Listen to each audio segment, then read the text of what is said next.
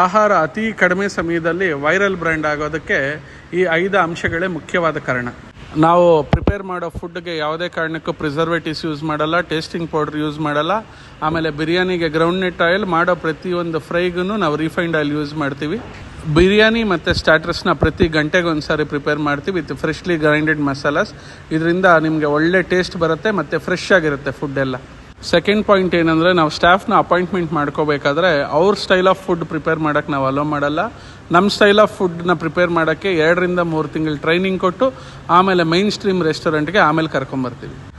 Third point ಏನಂದರೆ, menu ತುಂಬ ಸಿಂಪಲ್ಲಾಗಿ ಇಟ್ಕೊಂಡಿದ್ದೀವಿ. ಇರೋ ಮೆನುನೇ ಸ್ಟ್ರಿಕ್ಟಾಗಿ ಕ್ವಾಲಿಟಿ ಕ್ವಾಂಟಿಟಿ ಮೇಂಟೈನ್ ಮಾಡ್ತಾ ಇರ್ತೀವಿ. ಅದರಿಂದ ಟೇಸ್ಟ್ ಕೂಡ ಹೆಚ್ಚಾಗುತ್ತೆ, ಗುಣಮಟ್ಟ ಕಾಪಾಡ್ಕೊಳ್ಳಲು ನಾವು ಯಶಸ್ವಿಯಾಗಿದ್ದೇವೆ.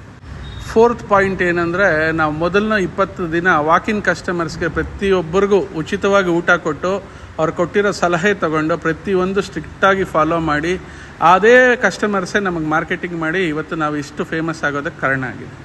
ಫಿಫ್ತ್ ಪಾಯಿಂಟು, ಇದು very important point, learning from our mistakes.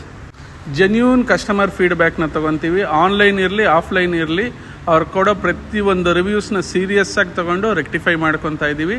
ಇದೇ ನಮ್ಮ ಯಶಸ್ವಿಗೆ ಮುಖ್ಯವಾದ ಕಾರಣ.